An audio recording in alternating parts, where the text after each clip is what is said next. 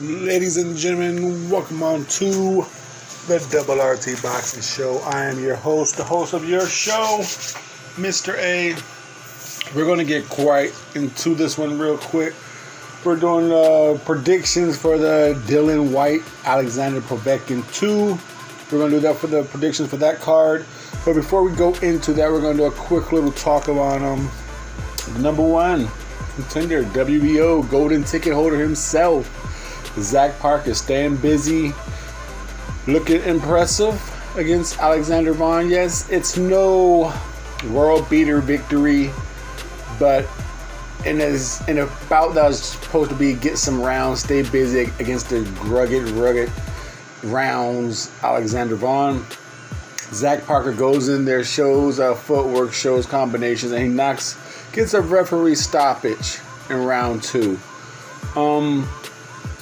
It's looking good for Zach Parker. Like I said, right here on the show, we did the episode, The Golden Ticket.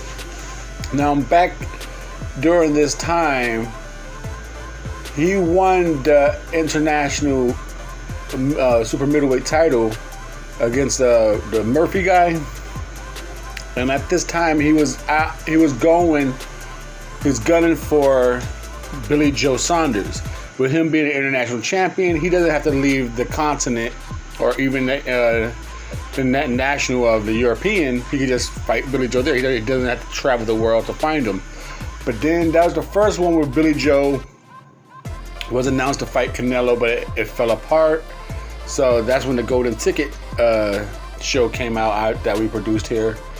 Like, all Zach Parker has to hold on to that spot, because if the odds go down to what a lot of people are thinking, Canelo's going to win this fight against Billy Joe Saunders.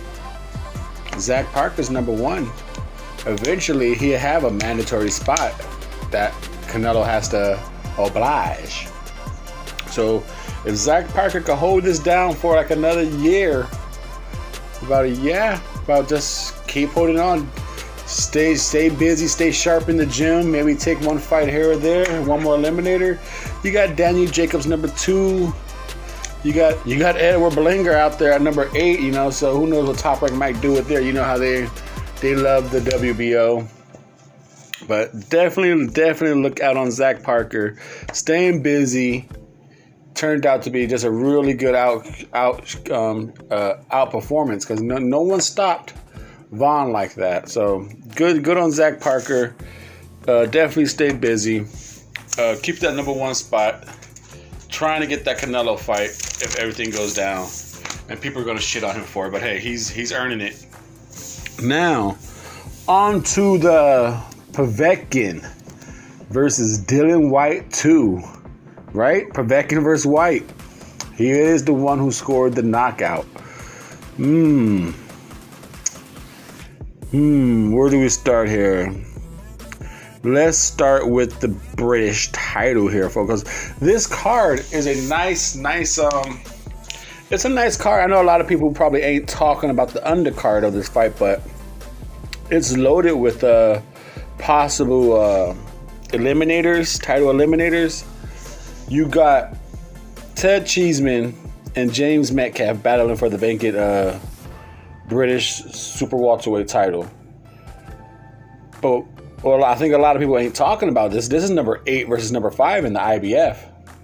You got number 5 and James Metcalf taking on number 8 and the Ted Cheeseman. And it's a solid overall comparison on paper. 16-2-1, 9 knockouts on Ted Cheeseman. You got Metcalf over here with 21-0 with 13 knockouts. So as far as the power goes, the boxing ability, punch selection, I like the movement of Metcalf. I'm a big fan of Ted Cheeseman. At one point, I was even on here saying like Ted Cheeseman, about 2 years ago, he was looking pretty good. And he went into that little, I forgot who he had that one mix-up draw with. I want to say Kirk Kerwin or something. But he just had that draw, and he just hasn't quite looked like his head is clear. He had that one hot performance where he's boxing around looking good. He had the draw against Fitzgerald. I don't know what Ted Cheeseman is going to come up And it hurts because I'm a big fan of Ted Cheeseman. Like I said, I thought maybe he could even be a dark horse, like I said, do something with Charlo.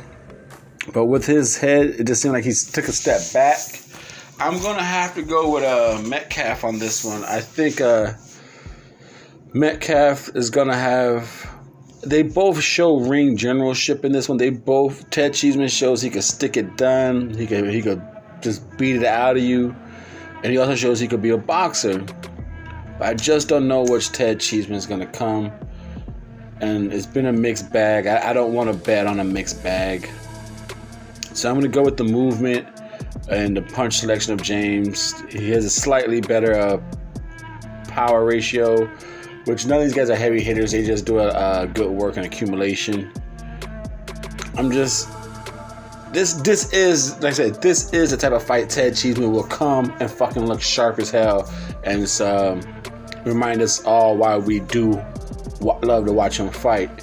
You know, he gives us a couple goose eggs. Also, here do a nice performance, and this is a performance he's gonna have to step up on, because I think if he goes in there just straight up and down trying to bully someone, I think Metcalf's gonna box all around him, body shot him, and I won't be surprised if it's an accumulation stoppage. I hope it's not, but I'm going with Metcalf on like a round.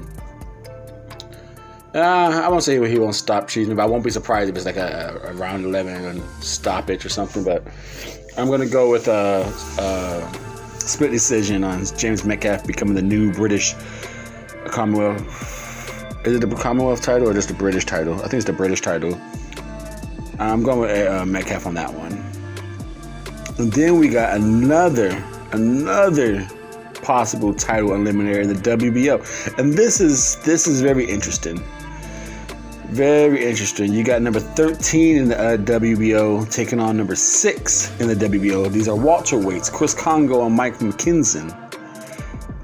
Now, given the fact that both these guys are undefeated, you got Kongo 12-0 with 7 knockouts, 19-0 with 2 knockouts on McKinson's. The southpaw is going to have to box his ass off right there. 19-0 with 2 knockouts. 12-0 with 7 knockouts. So you know Kongo's coming. Like he said, he's coming to knock him out. He said he's coming to knock him out, and that's what he's going to do. In his words. He's the global champ. He is the global champ. You got Kongo going ass. And why I find this interesting, if Kongo can come in here and knock him out, like he says, and do it in drama show fashion. You know, Crawford out here making that statement, Canelo ducks black fighters and blah, blah, blah. Well, will the pressure be on Crawford to fight a knockout, undefeated black fighter? You know, he is number 13, taking on number 6. He's in the top 15.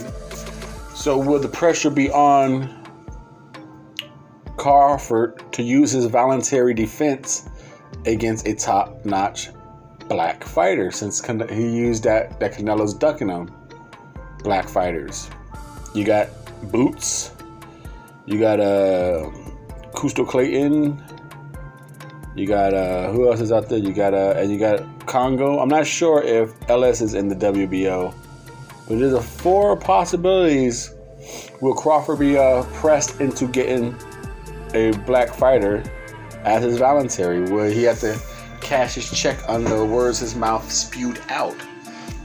Now, that being said, the fight itself is interesting. I like both these guys. I didn't think Luther Clay, even though he had the grit and the spark in him, I just didn't think he was overall polished enough to defeat Kongo. But Mike, on the other hand, I do believe he has the skills and the movement and the punch selection to check hook Kongo to do the job. But will he have the power? Boxer versus the power puncher. It's very interesting, because I see this fight. I see Mike doing a lot of good work. A lot of good work, winning the rounds, and just getting erased by power. He's going to be doing a lot of check hooking, doing good work, body work. But I think the power eventually is going to erase his work. It's going to be like, what do you want? Do you like the points? Or do you like the clean, I wouldn't say it's too many clean shots. Or do you just like the power shots of Congo? I'm going to go with Congo's going to win this one. He's going to catch the movement. Eventually, he's going to wear him down. I think Mike's going to do a lot of moving and turning and check hooking. Body stabbing with the jab to the body. But Congo, eventually, he will catch him. And I think I'm going to go with Congo. Let's go with Congo on the knockout. I'm going like 11th round knockout. I think he'll catch him in the late rounds. It's going to be hard. I think Mike has good movement. We'll see. Congo definitely is there to be hit, but he has that power. It's not devastating power, but it's nice. It's nice. I'm going to go, Congo on 11th round stoppage. And let's see if this helps get a voluntary defense. Because Crawford did open his mouth about black fighters, elite black fighters. It's going to come back to him eventually in some press conference. Will he fight a black fighter then? And his boots, Congo. Who else is out there? I said Kusta Clayton in the WBO. Thank you for your time and support. This is Mr.A, the host of your show, the Double RT Boxing Show. I was ready, you was ready. We talked that boxing. Feel free to share the video, subscribe. Thank you for your time and support. Oh, wait a minute. I almost left without talking about Povetkin and Whyte. I'm gonna go with Whyte on this one. Did any of us think Whyte was gonna lose the first fight? It's just no one predicted that punch was gonna come out of nowhere. Whyte was doing his damn thing pretty convincingly before that happened. You could see he got complacent, he got confident, he got cocky, and he fell into the he kind of fell into the same trap Leo Santa Cruz did against Tank. Leo Santa Cruz got a little bit of success. He fell in love with the 3-punch jabs. Dylan Whyte was fucking beating Povetkin all around the ring. Got a little complacent. Fell in love with the same punch and got caught. Will I love to see Povetkin do it again? I would, not because I don't like Dylan Whyte, because I would love to see Dylan Whyte and Wilder fight. I would love that fight a lot. It's just I'm a boxing junkie. I love the trembles of boxing earthquakes. You know, when it's like, oh shit, did you feel that? Did you feel that upset? Hell yeah, I felt that tremble. I felt that. I still feel those aftershocks. So I love when there's an upset aftershocks that ripples through boxing. I love the stories.